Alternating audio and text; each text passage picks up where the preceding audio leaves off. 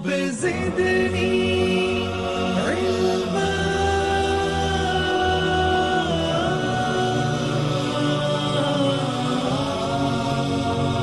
رب زدني علما.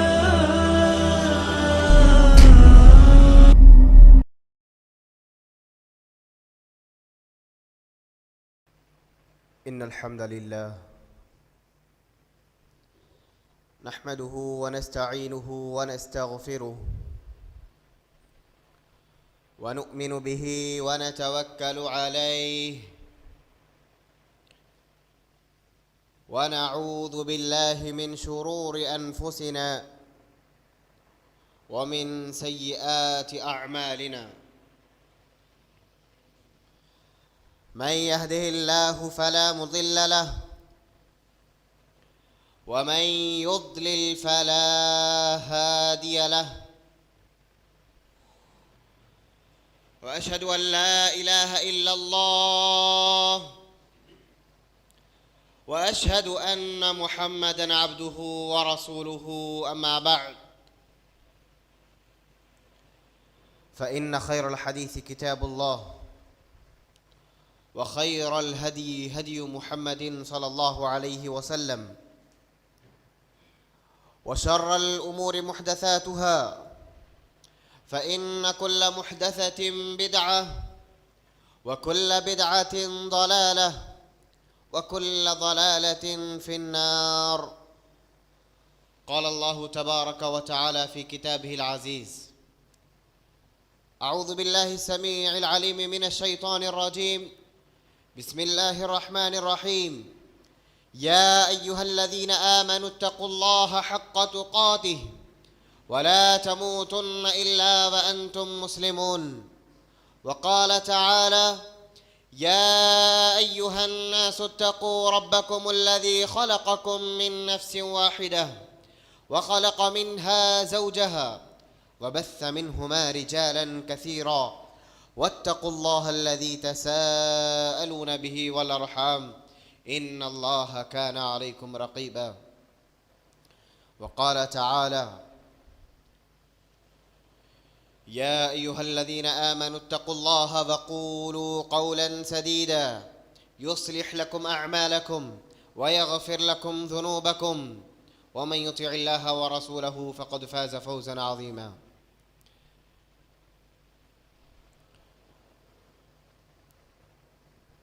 وقال النبي عليه الصلاة والتسليم: ما أنعم الله على عبد فحمد الله عليها إلا كان ذلك الحمد أفضل من تلك النعمة. رواہ احمد۔ تمام قسم کی تعریفات، توصیفات، کبریائی، بڑائی، بزرگی، تکبیر، تہلیل، تحمید، ہر وقت، ہر لحظہ، ہر لمحہ اللہ رب العالمین کے لیے لائق اور زیبا ہے،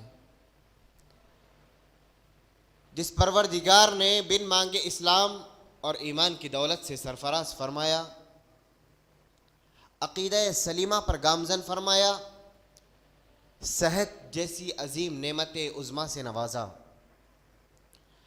لاکھوں کروڑوں درود و سلام کا نزول ہو عموماً تمام انبیاء کرام علیہم الصلاۃ والسلام کی جماعت صادقہ پر، اور خصوصاً میرے اور آپ کے آخری نبی جناب محمد رسول اللہ صلی اللہ علیہ وسلم کی ذات مبارکہ مقدسہ مطہرہ پر، اللہم صلی علیہ وبارک علیہ۔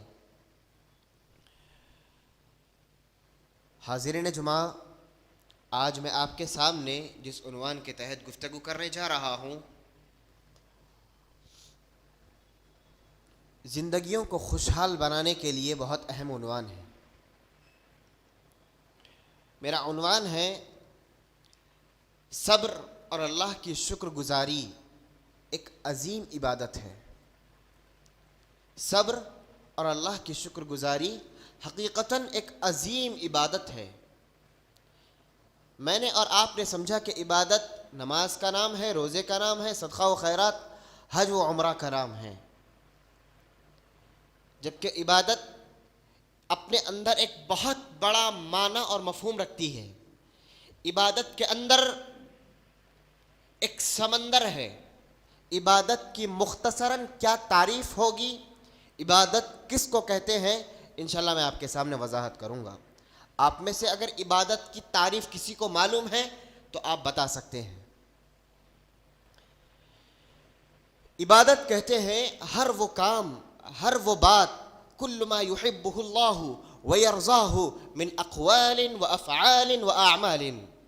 عبادت ہر اس بات کا نام ہے, ہر اس کام کا نام ہے جو اللہ رب العالمین کو پسند ہے.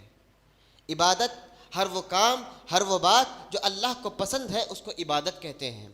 اسی لیے محمد رسول اللہ صلی اللہ علیہ وسلم نے فرمایا وفی بضع احدکم صدقہ, تم میں سے کوئی اپنی بیوی کے ساتھ رات گزارتا ہے تو بھی اس کے لیے عبادت ہے, اور عبادت کا ثواب لکھا جائے گا, صدقے کا ثواب لکھا جائے گا. صحابہ کرام نے پوچھا یا رسول اللہ ایأتی احدنا شہوتہ فلہ صدقہ, کیا ہم میں سے کوئی اپنی خواہش کو پوری کر رہا ہے اور اسے عبادت کا ثواب مل رہا ہے؟ اللہ کے نبی صلی اللہ علیہ وسلم نے فرمایا وہ شخص اس لیے ثواب کا مستحق ہے کیونکہ اس نے اپنی شہوت, اپنی خواہش ویسے پوری کی جیسے اللہ چاہتا تھا. اس نے حرام طریقے سے اپنی خواہش کو پوری نہیں کی. تمہارا کیا خیال ہے اگر وہ حرام طریقے سے اپنی خواہش کو پوری کرتا تو کیا اسے گناہ ملتا؟ صحابہ کرام نے کہا ضرور اسے گناہ ملتا. نبی پاک صلی اللہ علیہ وسلم نے فرمایا جب وہ صحیح طریقے سے اپنی ضروریات پوری کر رہا ہے, رب چاہی زندگی گزار رہا ہے تو اسے ثواب بھی ملے گا. تو مختصراً یہ عبادت کا مفہوم ہوا, یعنی کہ ہر چیز عبادت کے اندر داخل ہے جو اللہ تبارک و تعالیٰ کو پسند ہے. اسی لیے محمد رسول اللہ صلی اللہ علیہ وسلم نے فرمایا لا تحتقرن من المعروف شیئا ولو ان تلق اخاک بوجہ طلق, کہ تم کسی عبادت کو, کسی نیک کام کو حقیر نہ سمجھو, اگر تم اپنے بھائی کے ساتھ مسکرا کر مل بھی رہے ہو تو وہ بھی تمہارے لیے عبادت اور صدقہ ہے. تو عبادت اپنے اندر بہت گہرا مفہوم رکھتی ہے. تو عبادت کا ایک گوشہ, ایک پہلو, ایک معنی شکر گزاری ہے اور مصیبتوں پر صبر ہے. عنوان ہمارا ہے کہ شکر گزاری ایک عظیم عبادت ہے. محترم دوستو, اللہ تبارک و تعالیٰ نے قرآن مجید میں ارشاد فرمایا فاذکرونی اذکرکم واشکروا لی ولا تکفرون, تم مجھے یاد رکھو میں تمہیں یاد رکھوں گا, واشکروا, اور تم شکریہ بجا لاتے رہو, کثرت سے شکر ادا کرتے رہو, اپنی زبان پر شکریہ کے الفاظ کو جاری و ساری رکھو, ولا تکفرون. ساتھ ہی اللہ نے یہ بھی حکم دیا کہ تم نافرمانی نہ کرو, ناشکری نہ کرو, کفر نہ کرو. کیا مطلب شکریہ ادا کرو اور کفر نہ کرو کا؟ مطلب یہ ہے اللہ رب العالمین نے انسان کو پیدائش سے لے کر, بلکہ اس کی پیدائش سے پہلے سے لے کر اس کی وفات تک نعمتوں میں ڈبا دیا ہے. اتنی نعمتوں کا بوجھ اس کے اوپر ڈال دیا ہے کہ اللہ تبارک و تعالیٰ نے کہا کہ ایک انسان سارے سمندروں کو سیاہی بنا لے, سارے درختوں کو قلم بنا لے اور اللہ کی نعمتوں کے شکریہ میں اس کی تعریف کرتا جائے, سارے سمندر ختم ہو جائیں گے, قلم ٹوٹ جائیں گے, اللہ کی نعمتوں کا شکریہ ادا نہیں ہو سکتا. تب جا کر اللہ نے کہا واشکروا لی ولا تکفرون, میرا شکریہ ہی ادا کرتے رہو اور ناشکری نہ کرو. کیا مطلب ناشکری کا؟ مطلب یہ ہے کہ اللہ رب العالمین نے مجھے اور آپ کو بصیرت کی عظیم نعمت سے نوازا, نگاہیں عطا فرمائی. ان چھوٹی چھوٹی آنکھوں سے ساری دنیا کا آپ نظارہ کر سکتے ہیں, بڑی بڑی چٹانوں کو اپنی نگاہوں کی قید میں لے سکتے ہیں, بڑے بڑے سمندروں کو اپنے چھوٹے چھوٹے دیدوں کی قید میں لے سکتے ہیں, خوشنما مناظر کو دیکھ سکتے ہیں. اللہ نے عجیب و غریب قسم کے جو رنگ پیدا کیے ان رنگوں کو دیکھ کر اپنی طبیعت کو لطف محسوس کرا سکتے ہیں. اللہ رب العالمین نے چھوٹی سی زبان دی, کائنات کے سارے ذائقوں کا آپ کو مزہ چکھاتی ہے, کائنات کے تمام نعمتوں کا آپ کو مزہ چکھاتی ہے. اس کا شکریہ ادا کرتے رہو, زبان رکنی نہیں چاہیے, الحمدللہ الحمدللہ کہتے. یہ معنی ہے اس آیت کریمہ کا, جہاں اللہ تبارک و تعالیٰ نے شکریہ ادا کرتے رہنے کا حکم دیا, ناشکری سے روکا, وہیں پر شکریہ نہ ادا کرنے پر عظیم عذاب کی وعید بھی سنا دی. فرمایا وَإِذْ تَأَذَّنَ رَبُّكُمْ لَئِن شَكَرْتُمْ لَأَزِيدَنَّكُمْ وَلَئِن كَفَرْتُمْ إِنَّ عَذَابِي لَشَدِيدٌ. اور تمہارے پروردگار نے یہ فیصلہ کر دیا ہے کہ تم جتنا شکریہ ادا کرو گے اتنا اللہ نوازتا جائے گا، اتنا اللہ نوازتا جائے گا. وَلَئِن كَفَرْتُمْ إِنَّ عَذَابِي لَشَدِيدٌ. اگر تم نعمتوں کو استعمال کرتے جاؤ گے اور شکریہ نہ ادا کرو گے، نہ شکری میں ملوث رہو گے، یاد رکھو ان عذابی لشدید، میرا عذاب بڑا سخت ہے. شکر گزاری کی اس سے بڑی اہمیت کیا ہو سکتی ہے کہ اللہ رب العالمین نے کہہ دیا ہے کہ جب تم شکر گزاری سے اپنی زبان کو روک لو تو اللہ کے عذابات کی بوچھاڑ ہو جائے گی. یہ شکر گزاری کا مقام ہے کہ شکر گزاری کتنی عظیم الشان عبادت ہے. دوسرے مقام پر اللہ تبارک و تعالیٰ نے ارشاد فرمایا وَاشْكُرُوا لِلَّهِ إِن كُنتُمْ إِيَّاهُ تَعْبُدُونَ، کہ اس دنیا میں اصل عبادت کوئی ہے، اہم عبادت کوئی ہے تو وہ اللہ کی شکر گزاری ہے. کہا اللہ رب العالمین نے وَاشْكُرُوا لِلَّهِ إِن كُنتُمْ إِيَّاهُ تَعْبُدُونَ، اللہ کا شکر ادا کرو. اگر تم حقیقی معنوں میں اللہ کی عبادت کرنا چاہتے ہو تو حقیقی عبادت یہاں پر اللہ تبارک و تعالیٰ نے شکر گزاری کو قرار دیا کہ شکر گزاری ایک اہم اور حقیقی عبادت ہے. میں اور آپ اللہ کے لیے سجدے کر رہے ہیں، روزے رکھ رہے ہیں، اللہ کی فرما برداریوں کو بجا لا رہے ہیں تو یقین جانیے یہ اللہ کے شکریہ میں ہے. ہاں اللہ نے یہ چیزوں کو فرض کر دیا ہے شکریہ کا ادا کرنا، لیکن اس کا اہم مقصد ہے کہ تم اللہ کا کثرت سے شکر ادا کرو. ساتھ میں اللہ نے یہ بھی کہہ دیا کہ میرے بندوں میں بہت قلیل، بہت کم بندے ایسے ہیں جو اللہ کا شکریہ بجا لاتے رہتے ہیں.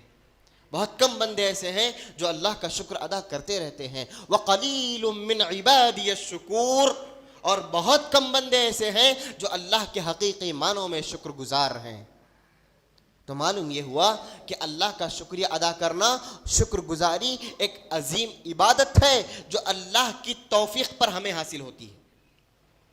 اللہ کے نبی صلی اللہ علیہ وسلم شکر گزاری کی اہمیت کو بتلاتے ہوئے معاذ بن جبل کے پاس آئے اور انہیں پکڑ کر کہا واللہ انی لاحبک، اے معاذ اللہ کی قسم میں تم سے محبت کرتا ہوں. فلا تنسى ان تقول دبر كل صلاة اللهم اعني على ذكرك وشكرك وحسن عبادتك.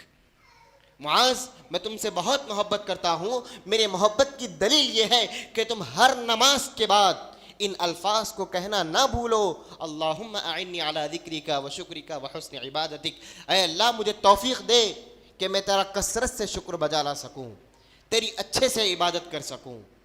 تو نبی پاک صلی اللہ علیہ وسلم اپنے محبوب کو یہ تعلیم دے رہے ہیں کہ تم ہر نماز کے بعد اللہ کے شکر کی توفیق مانگو، کہ تم اللہ کا کثرت سے شکریہ ادا کر سکو. یہ توفیق اپنے رب سے مانگو ہر نماز کے بعد. اما عائشہ رضی اللہ تعالی عنہ اپنے حجرے مبارکہ میں آرام فرما رہی ہیں. رات کی تاریکی ہے.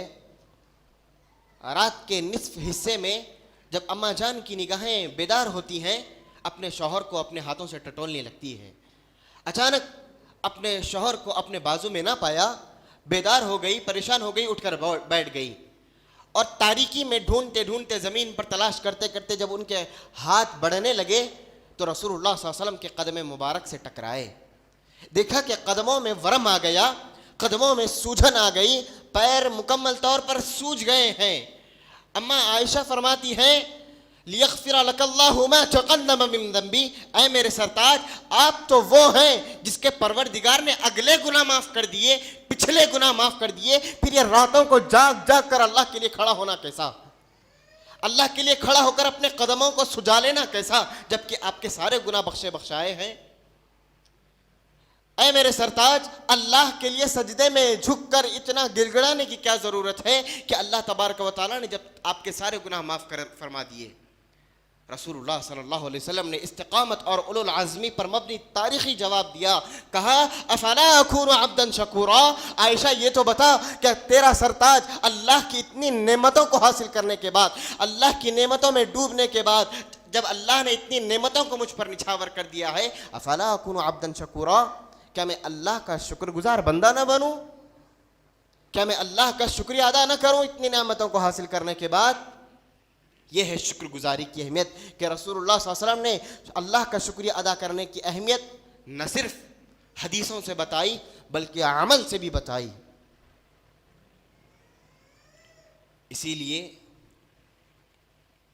صہیب بن سنان رضی اللہ تعالیٰ عنہ کہتے ہیں عجباً لامر المؤمن، مومن کا بڑا عجیب معاملہ ہے، مومن کا مسئلہ بڑا عجیب ہے، ان امرہ کلہ خیر، کہ مومن کا سارا معاملہ خیر پر مبنی ہے۔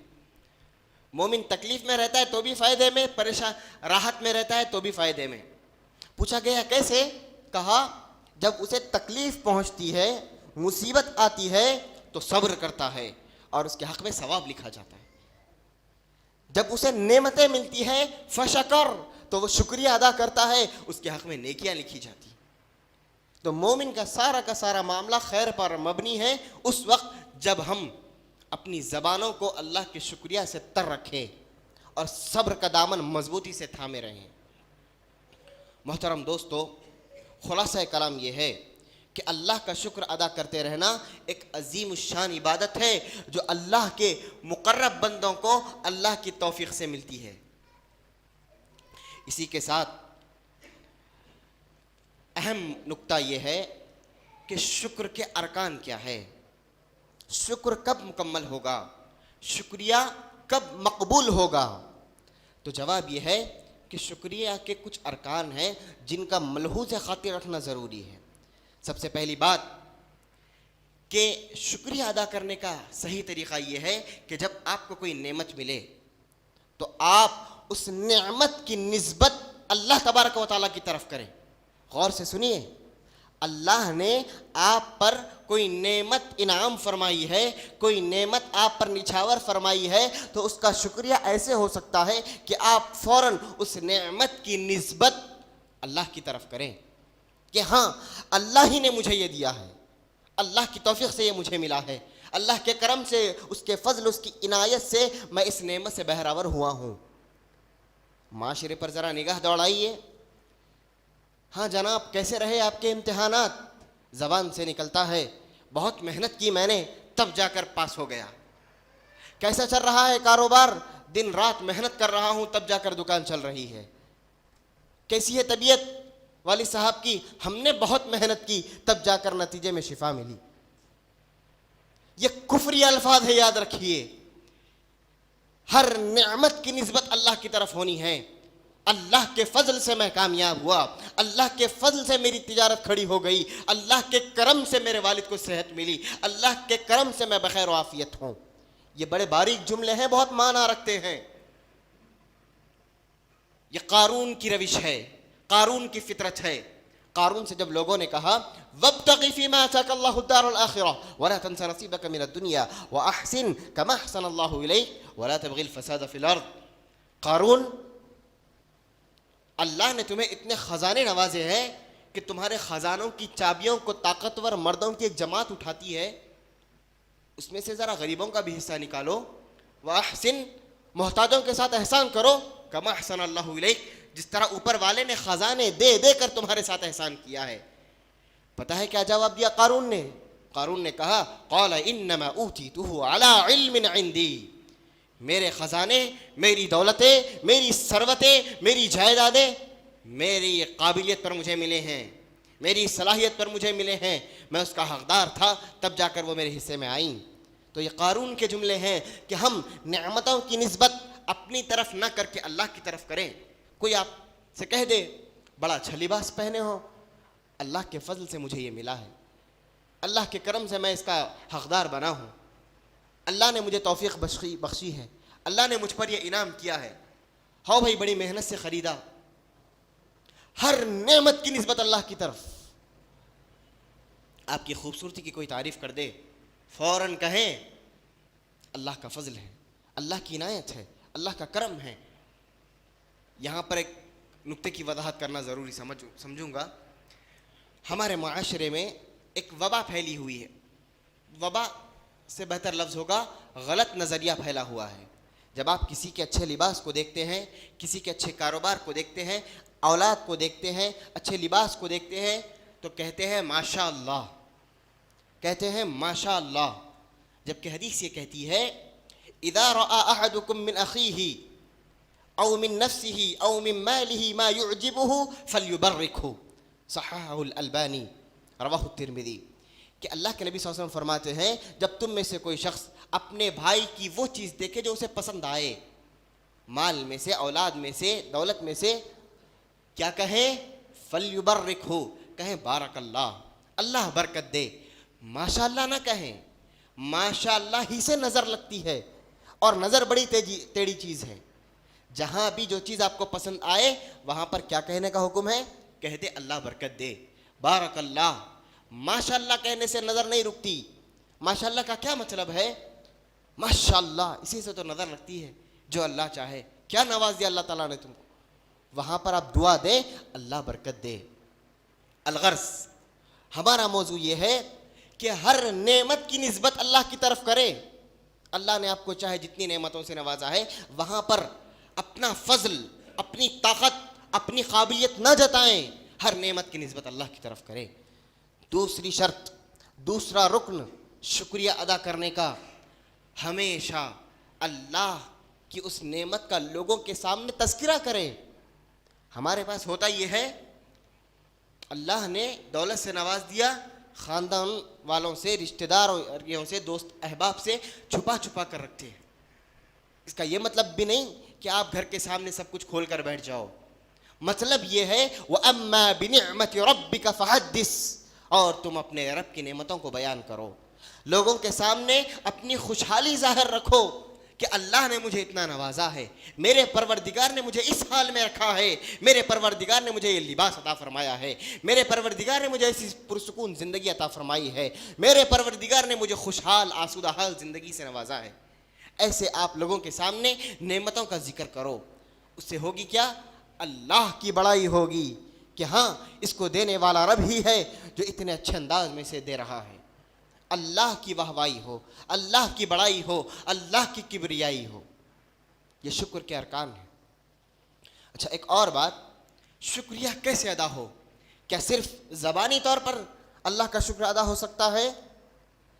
شکریہ جسم کے تمام اعضاء سے ادا ہونا ہے۔ آپ کی آنکھ ہے، اللہ کا شکر ادا کرنا ہے۔ اللہ نے آپ کو زبان دی ہے، اللہ کا شکر ادا کرنا ہے۔ آپ کے ہاتھ ہیں، ہاتھوں کے ذریعے اللہ کا شکر ادا کرنا ہے۔ اللہ نے آپ کو دماغ، قلب، دل عطا فرمایا ہے، اس کے ذریعے اللہ کا شکر ادا کرنا ہے۔ اللہ نے آپ کو قدم دیے ہیں، اس کے ذریعے آپ اللہ کا شکر ادا کرنا ہے۔ کیسے ادا ہو؟ آنکھوں کا شکریہ یہ ہے وہ چیزیں آپ دیکھیں جن کا دیکھنا اللہ نے آپ کے لیے حلال کیا ہے۔ زبان ہے، اس کا شکریہ کیسے ادا کریں؟ اس کو وہ مزے چکھائیں جس کا چکنا اللہ نے حلال کیا ہے۔ یہ ہاتھ ہیں، یہ ہاتھ وہاں استعمال کریں جہاں پکڑنا، اس کا استعمال کرنا اللہ نے حلال کیا ہے۔ پیر ہے، وہاں استعمال کیے ہیں جہاں پیروں کا چلنا اللہ نے حلال کیا ہے۔ یہ آپ کے اعضاء کا شکریہ ہے۔ الشکر بالجوارح، اعضاء و جوارح کے ذریعے کثرت سے آپ اللہ کا شکریہ ادا کرو۔ محترم دوستو، نیک لوگوں کی علامت یہ ہے کہ ہمیشہ ان کی زبانوں پر الحمدللہ الحمدللہ الحمدللہ ورد کرتا رہتا ہے۔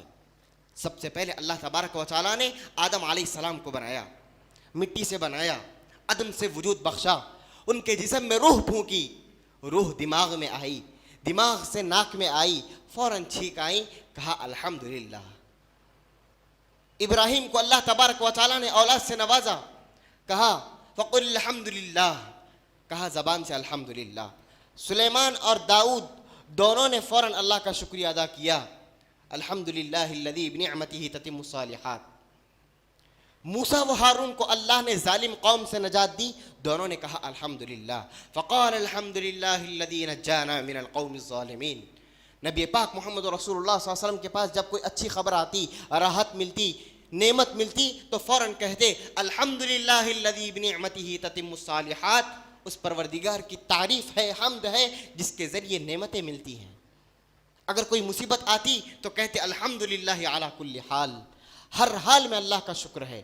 تو معلوم یہ ہوا کہ نیک بندوں کی روش یہ ہے، نیک بندوں کی عادت یہ ہے کہ الحمدللہ کہتے کہتے ان کی زبانیں نہیں تھکتی۔ اسی لیے اللہ تبارک و تعالیٰ نے قرآن مجید میں جہاں جہاں نبیوں کی تعریف کی ہے وہاں وہاں یہ ضرور کہا ہے کہ میرا فلاں بندہ بڑا شکر گزار ہے۔ انہو کان عبدا شکورا. نوح علیہ السلام کے تعلق سے کہا میرا بڑا شکر گزار بندہ ہے, ہمیشہ میری تعریف کرتا رہتا ہے. سلیمان علیہ السلام ہیں, کہہ رہے ہیں, دعا مانگ رہے ہیں, رب اوزعنی ان اشکر نعمتک التی انعمت علی وعلی والدی, اے اللہ مجھے توفیق دے کہ میں تیرا شکریہ ادا کر سکوں جو نعمتیں تو نے مجھ پر نچھاور کی ہے, میرے والدین پر جو نعمتیں تو نے نچھاور کی ہے مجھے توفیق دے کہ میں ان کا شکریہ ادا کر سکوں. لیکن افسوس, صد افسوس, اللہ رب العالمین نے اتنی بڑی بڑی نعمتوں سے نوازا ہے کہ ہم گمان نہیں کر سکتے. ایک آدمی کو پیدا کیا, اس کے سہارے کے لیے خاندان بنایا, فجعلہ نسبا وصہرا, ایک اکیلے آدمی کو پیدا کر دیتا تو آدمی مر جاتا, اس کے لیے سسرال بنایا, اس کے لیے نسبی خاندان بنایا, فجعلہ نسبا وصہرا, دونوں خاندان بنائے جس کے سہارے وہ جیتا ہے, جن کے لیے وہ جیتا ہے, جن کے دکھ درد کے لیے یہ جیتا ہے. اتنی عظیم الشان نعمتوں سے اللہ نے نوازا. لیکن کبھی اللہ رب العالمین کسی چھوٹی سی تکلیف میں ڈال دے تو شکوے شکایتیں ابل پڑتی ہیں. اللہ کو کیا ہمارا ہی بیٹا مل گیا؟ کیا اللہ تعالیٰ کو مجھے ہی ناکام کرنا تھا امتحانات میں؟ کیا میری ہی تجارت خسارے میں پڑنے تھی؟ یہ کفریہ جملے ہیں, یاد رکھیں. اور پھر بعد میں کیا کہتے ہیں, میں نے صبر کیا جب مجھ پر تکلیف آئی, جب ہمارا بیٹا مر گیا تو ہم نے صبر سے کام لیا, جب میری تجارت ڈوب گئی جب میں نے صبر کر لیا, جب میں ناکام ہو گیا تب میں نے صبر کر لیا. اس کا نام صبر نہیں ہے, یاد رکھیں. صبر کس چیز کا نام ہے؟ اللہ کے نبی صلی اللہ علیہ وسلم کا گزر ایک عورت کے پاس سے ہوا, بڑی دھائیں دھائیں رو رہی ہیں. رسول اللہ صلی اللہ علیہ وسلم نے پوچھا کیا بات ہے, کیوں اتنا پھوٹ کر رو رہی ہو؟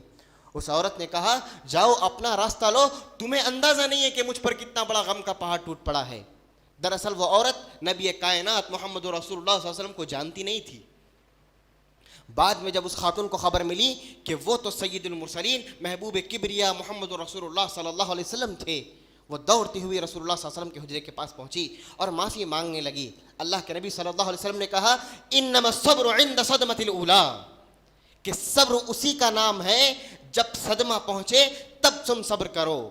رو لو, دھو لو, ماتم کر لو, سینہ کو بھی کر لو, بعد میں کہو کہ ہم نے صبر کیا تو یہ صبر نہیں کہلائے گا.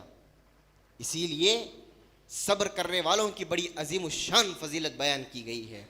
مسلم شریف کی حدیث ہے, رسول اللہ صلی اللہ علیہ وسلم نے فرمایا کل بروز قیامت صبر کرنے والوں کو, تکلیفوں میں مصیبتوں میں صبر پر قائم رہنے والوں کو ایسا مقام عطا کیا جائے گا جو مقام انبیاء, صدیقین, شہداء دیکھ کر رشک کریں گے, کہیں گے آخر یہ کون لوگ ہیں جنہیں اتنا بڑا مقام دیا جا رہا ہے.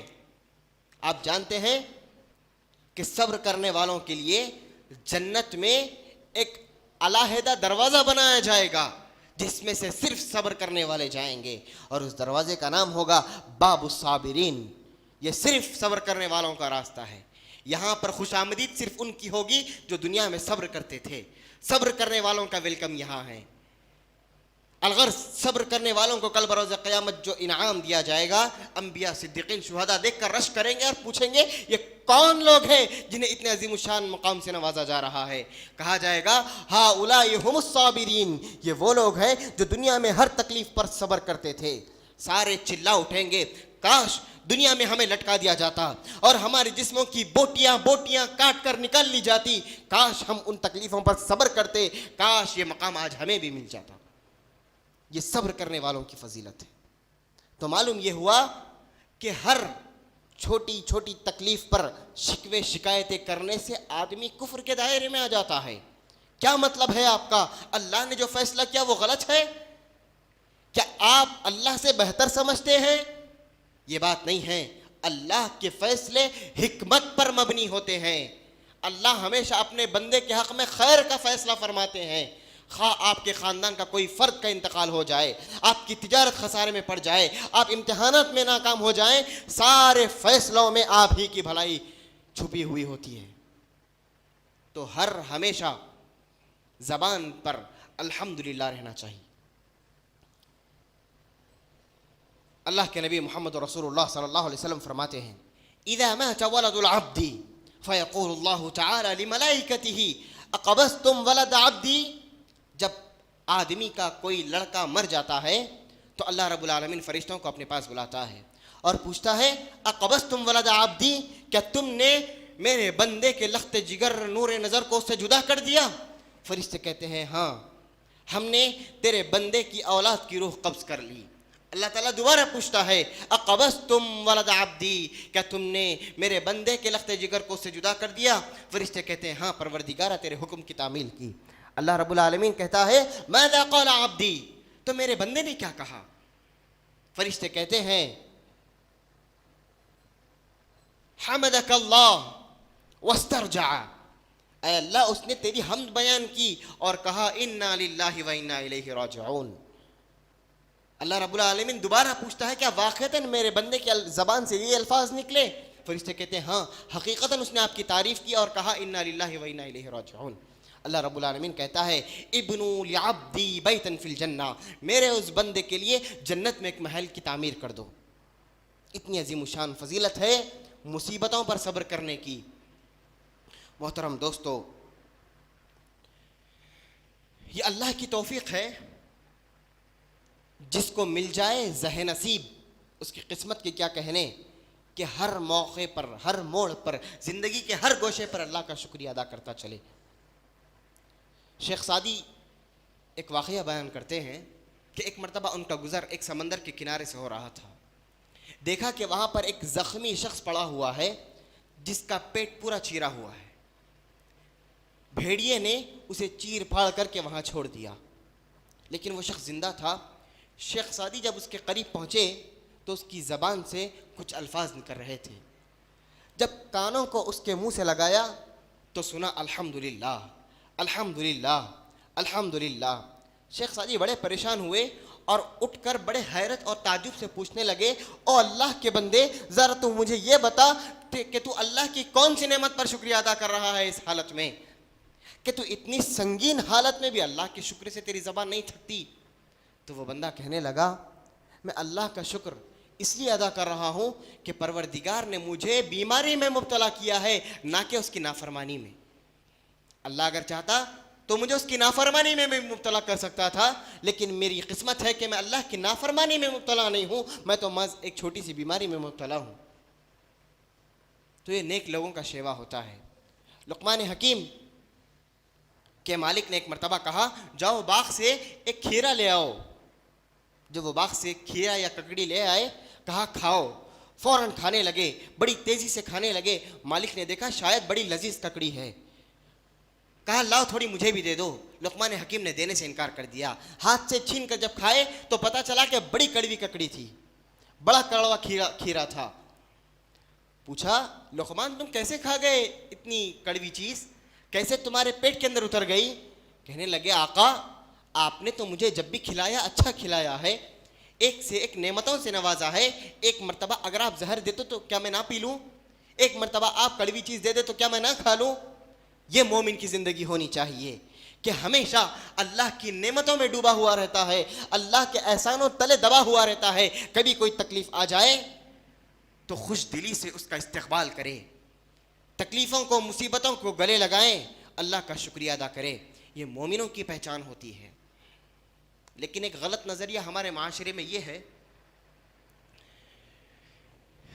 کوئی شخص تکلیف میں مبتلا رہتا ہے، آپ اس سے پوچھیں بھائی کیا حال ہے، وہ کہتا ہے حالات بڑے تنگ ہیں، پتہ نہیں اللہ کی کیا آزمائش ہے، پتہ نہیں اللہ کی کیا آزمائش ہے۔ اتنا خطرناک جملہ آپ کے ایمان کو خطرے میں ڈال سکتا ہے کہ اللہ رب العالمین ظالم ہے جو آپ کو بلا وجہ آزمائشوں میں ڈال رہا ہے؟ کہ اللہ رب العالمین کو کچھ نہیں سوجا، آپ ہی دنیا کے سب سے بڑے ولی نظر آئے، آپ کو اٹھائے اور تکلیفوں میں مبتلا کر دیا؟ کیا یہ بات ہے؟ ہرگز نہیں دوستو۔ اللہ رب العالمین بلا وجہ رائی کے دانے کے برابر بھی کسی پر ظلم نہیں کرتا، کسی کو تکلیفوں میں نہیں ڈالتا۔ پھر بات کیا ہوتی ہے؟ بات یہ ہوتی ہے وَمَا أَصَابَكُم مِّن مُّصِيبَةٍ فَبِمَا كَسَبَتْ أَيْدِيكُمْ وَيَعْفُو عَن كَثِيرٍ۔ جو بھی تکلیف، جو بھی مصیبت، جو بھی پریشانی تم پر آتی ہے وہ تمہارے ہاتھوں کی کمائی ہوتی ہے۔ وَيَعْفُو عَن كَثِيرٍ، وہ تو وہ ہے جو بہت سے گناہوں کو بخش دیتا ہے، بہت سے گناہوں سے نظر انداز کر لیتا ہے۔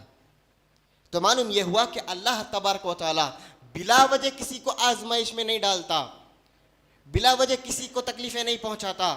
جو بھی آپ پر تکلیف آتی ہے وہ میرے اور آپ کے گناہوں کی کرنی ہوتی ہے. ہاں یہ بات اور ہے کہ اللہ تبارک و تعالی اپنے نیک خاص مقرب بندوں کو چھوٹی چھوٹی باتوں پر پکڑ لیتا ہے، چھوٹے چھوٹے گناہوں پر گرفت کر لیتا ہے، اور دوسری طرف بڑے بڑے گنہگاروں کو بڑی بڑی خطاؤں پہ بھی نہیں پکڑتا. تو نظریہ صحیح یہ ہے کہ جو بھی تکلیف آتی ہے وہ اللہ نہیں آزماتا، وہ آپ کے گناہوں کا نتیجہ ہوتا ہے. ہاں نیک بندوں کو اللہ تعالیٰ فوراً پکڑ لیتا ہے. محترم دوستو، یہ چند باتیں تھیں جو میں آپ کے سامنے پیش کرنا ضروری سمجھ رہا تھا. اللہ رب العالمین سے دعا ہے کہ پروردگارا ہمیں صابرین اور شاکرین میں شامل فرمائے. ہر لمحہ، ہر گوشہ، ہر حالات میں پروردگارا تیرا شکریہ بجا لانے کی توفیق عطا فرما. اے اللہ شکر گزار زبان عطا فرما، صابر دل عطا فرما.